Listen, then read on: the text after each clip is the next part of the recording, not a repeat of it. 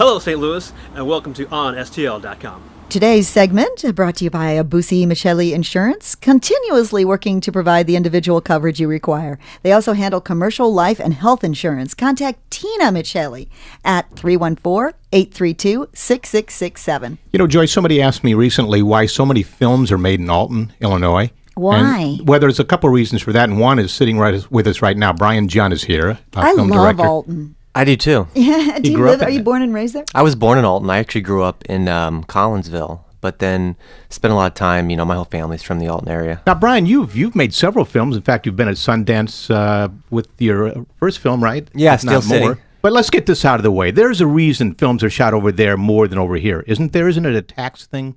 Or is it just because you like Alton? It's more or less because I like Alton. Now, the tax breaks only apply to the cash spent within that state. Now, it's a little tricky being on the border, the bi-state border, Yes. because a lot of my crew are coming from St. Louis, and I'm pulling from a lot of different areas and casting out of Los Angeles.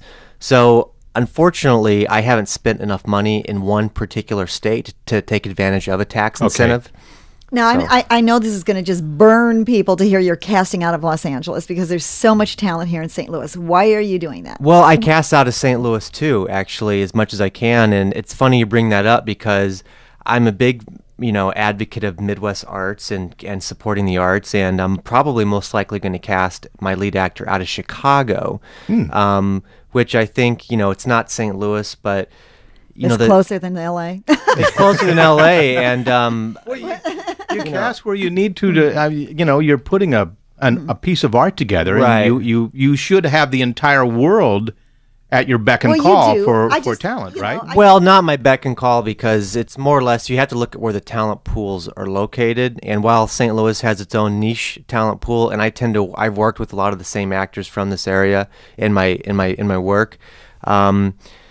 You really have to do what's best for the project, and Yeah, that's what I meant. Right. Yeah, Exactly. there are a lot of actors out Yeah. there bi-coastal who want to do these low budget movies. Well, it's great that you still shoot here, and it's also great that you do use the talent pool here. Let's talk about your latest project, and you have something very special going with that. Very special. It's called In the Buck. And In the Buck is about a young married couple named Paul and Gabby, and they're struggling to have their first child and kind of going about it in all the wrong ways. And it creates this barrier in their marriage, and they each go on their own, dark and provocative sexual journey, if you will. And it's sort of my take on contemporary relationships, and it involves the internet and acquiring drugs from the black market and all the things that we have at our disposal today that allow us to take shortcuts.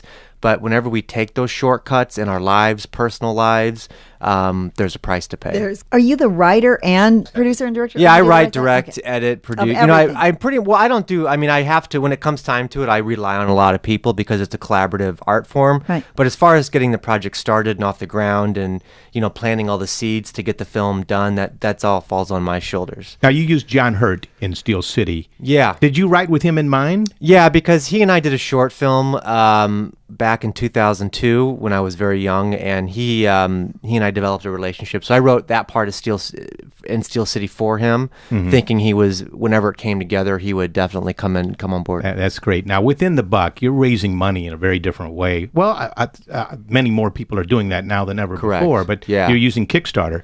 Right. Talk about that a little bit. Well, when I was teaching some high school classes in the spring of 2012 up in Michigan, and I was staying in this cabin, and I didn't have a lot to do. I mean, literally very isolated. And I got on Kickstarter because, and I started perusing all these projects, and for the fun of it, I started backing these projects, maybe 10 or 12 at the time. And that kind of got me thinking, wow, this is a really fascinating, neat way. And there were so many qualified, credible artists on that site. And it just kind of got me thinking. And when I wrote In the Buck, I thought this is an appropriate script to pursue this. It kind of deals with the social topic. Now, the problem I'm running into is there's so many projects on Kickstarter. Maybe right now there's over 130,000. Wow. That's a lot. Oh I mean, my if you God. think about it. Yeah, that's for sure. You know. So people aren't going to just stumble upon you. You need to be Right. out there and talk about That's it. that's been the major obstacle. He has is- to get is on Stumble building Upon. awareness and a fan base. But now everyone always asks the first question, what are the perks? The Well, perks. The perks for donating money to your project. Well, right now on Kickstarter, I'm offering a $10 download, which is pretty good. Good, yeah. And then a $25 DVD, and then a $65 combo pack. You get Steel City and Joint Body DVDs that I just kind of say thanks for being a backer, and I sign it. Mm-hmm. And then you get a Blu-ray of In the Buck. And then it goes all the way up to you can be a producer, and you can really be involved in the creative process. That's cool. Yeah, and at the top end, I offer, a $10,000 package to where I fly you to the world premiere, I put you up. Wow. Everything. I mean, Wait so, a minute, can you edit the script? yeah, sure.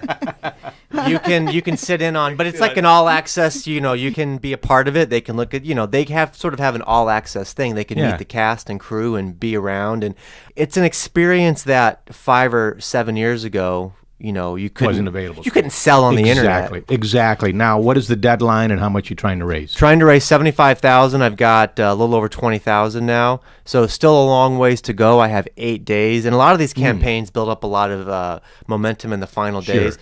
Do we search In the Buck on Kickstarter? Yeah, it just In the Buck on Kickstarter. And one of the things that Kickstarter doesn't do, it doesn't give you a convenient link. It's, all these backslashes and numbers and letters. So you have to search In the Buck, BUCK, and it'll pop up. Thank you, Brian, for Thank stopping you. by I here and appreciate sharing it. with us.